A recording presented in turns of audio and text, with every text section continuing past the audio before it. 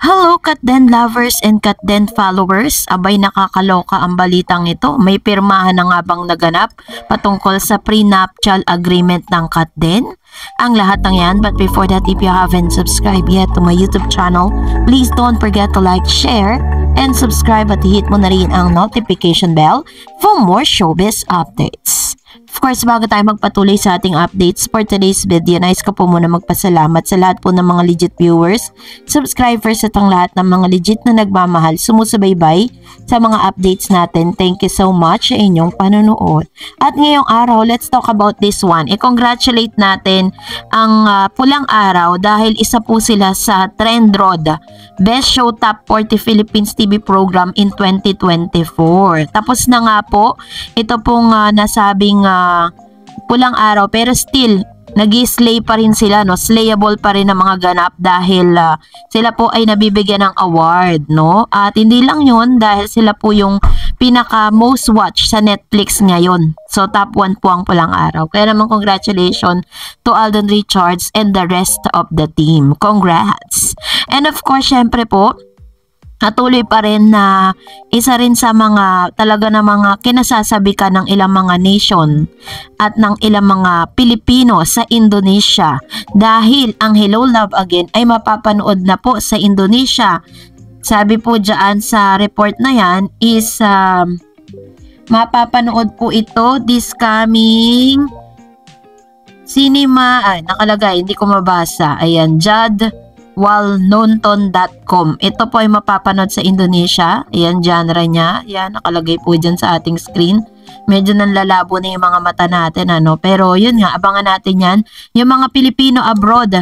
So, babalitaan ko po kayo kung kailan po yan mapapanood sa Indonesia. Thank you so much. At panoorin muna natin ito. Kasado na ang prenup agreement para sa kanilang nalalapit na kasal. Mainit na pinag-uusapan ngayon ang balitang kasal na si Kathryn Bernardo at Alden Richards matapos ibalita na kasado na ang kanilang prenup na prenuptial agreement.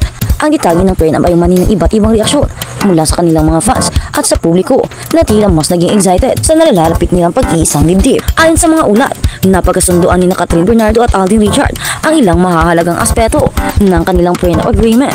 Isa sa mga pangunahing layunin nito ay ang mapanatili ang patas na hatian sa kanilang mga personal na ari-arian at kita bilang mga individual na artista. Pareho kaming nagtatrabaho sa showbiz at gusto namin maging malinaw ang lahat mula pa lang sa simula. Ani pa ni Kathryn Bernardo sa isang panya. Dagdag pa niya, ito ay para rin sa proteksyon ng aming mga pamilya at para maiwasan ang anumang komplikasyon sa hinaharap. Sa isang showbiz site na AC Balita ay napadaan po ako sa yung feeds niya, napadaan sa aking timeline. At nakita ko na parang isa rin sa mga hot topic niya dito ang Katden.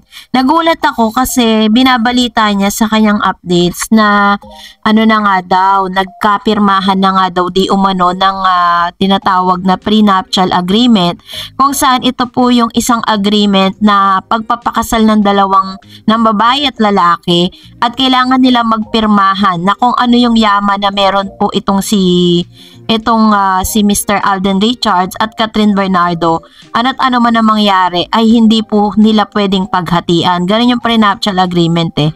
Yung pagkakaunawa ko ay mas malalim pa mga terminologies na ginagamit doon. Ang pinagtatakan ko lang, nagkaroon na ng prenuptial agreement na hindi man lang natin nabalitaan na nagkaaminan na, 'di ba? Hindi pa nga sila umaamin sa publiko, hindi pa nga natin sila nakikita muli na magkasama.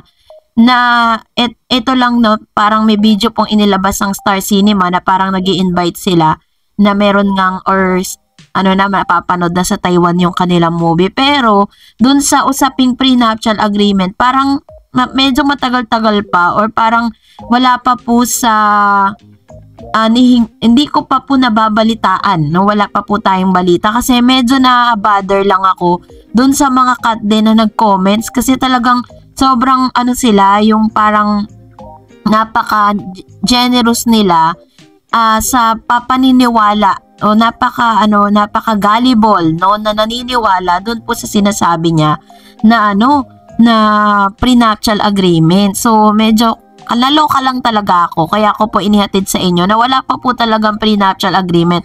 So if fact check lang natin yan, wala pong ganong naganap, wala pa pong pirmahan na naganap dahil still on the process.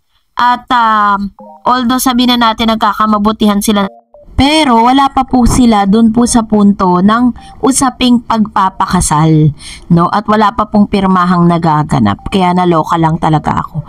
And for that, magbasa tayo ng mga komento ninyo. Unahin natin si Simply Me. Miss Darets, ang kinagagalit po ni Paolo at ng fans ng Kim Pao ay yung mas nauna pang malaman ng SM Cinema na na-move yung playdate ng movie sa April kaysa sa mismong artist nila na sina Kim at Paolo. Yun po yun. Nabasa nila sa post ng SM na sana naman inuna munang in-inform ng Star Cinema ang mga artist nila para di sila magugulat at di mag-e-expect. Di lang natin alam kung nagpaliwanag na ang management sa nangyari. Yun nga lang, nadadamay si Kat kesyo favorite daw.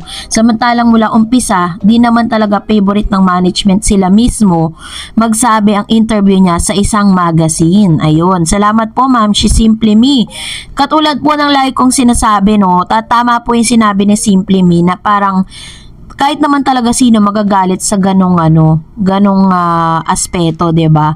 Pero syempre, gusto ko rin pong linawin sa inyo na si Kim at si Paolo po hindi sila galit sa Kat din. Ang mga fans ni Kim at ni Paolo ang talagang galit na galit sa Kat din. Bakit daw?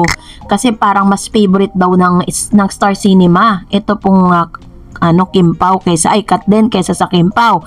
Yun po yun ha. Nalinaw po yun. Kasi baka may isipin ng mga Kat din fans magalit kayo sa Kim Pao. Hindi po.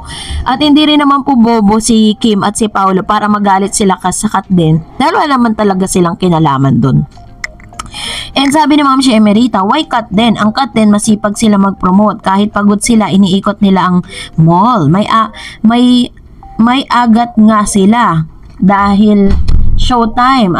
Okay. Araw si Vice ganda, todo promote yung movie. Why blame them? Lahat na lang kasalanan nila dahil naiinggit lahat sa laki ng kinita. Thank you ma'am sa update. Sorry na harsh comment.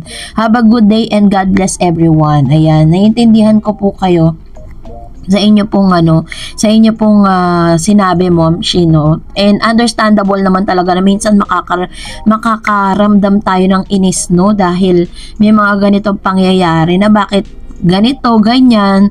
Pero katulad na like kong sinasabi, clear out ko lang na ito po ay parang si fans po ng Kim Pao ang galit, hindi si Kim at si Paolo. Sabi ni Miss Herminia, fans lang Kim Pao ang naggalit pero sila ni Kim hindi naman, kaya lang nainggit sila kasi hindi nila mahigitan ng HLA. Sabi ni Sir Joel, di kasalanan ng Kat din yan. Yung mga fans ang may kagustuhan yan.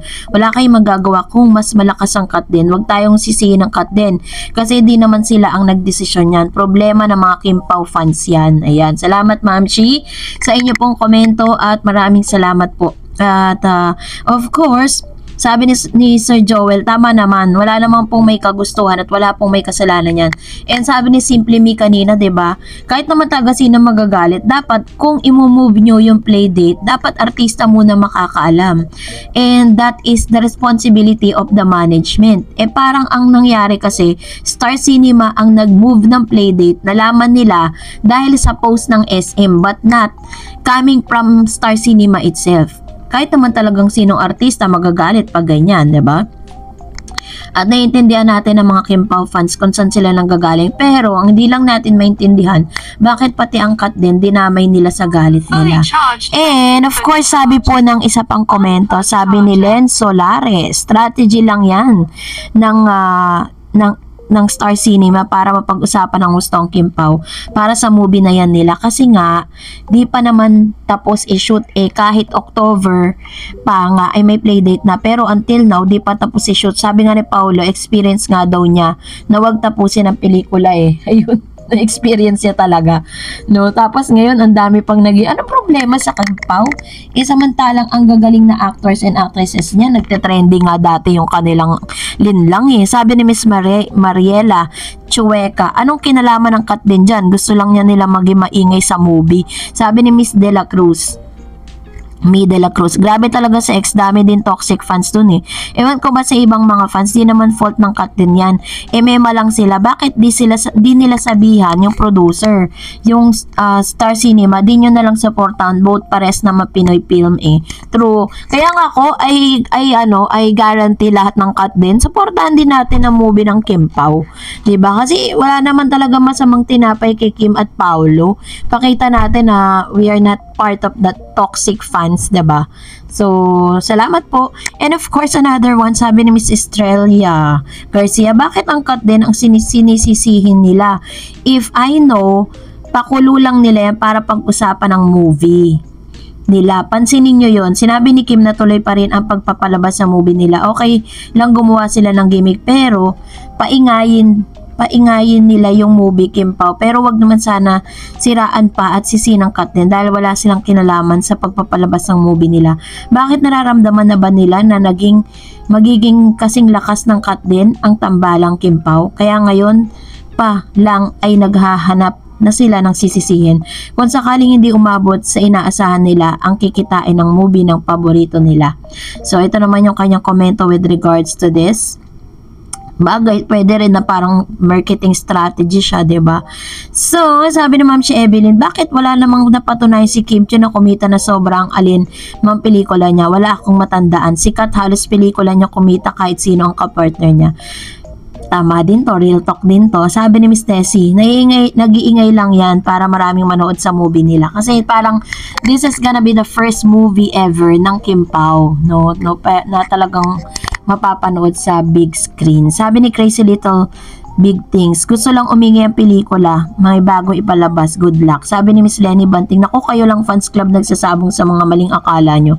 Di nyo tinatantanan sila Kat din, puro kayo inggit sa kanilang movie nila Kat din, na bilyon-bilyon. Mas lalo ngayon, ipapalabas sa Taiwan, tapos maipapalabas pa sa Indonesia and other part of the country, no? So, ang request nga ng isang viewers po natin here, isa sa mga supporters, sabi niya dapat daw mapanood pa rin daw ang movie ng Kat din sa February bilang pagbibigay daan dun sa Valentine's Day kasi talagang napapanahon din siya, 'di ba? So, anyways, maraming salamat po sa inyong mga komento and that's it for today. For more videos and updates, please don't forget to like and subscribe and please don't forget to follow my Facebook page, Dar Eds TV. God bless everyone!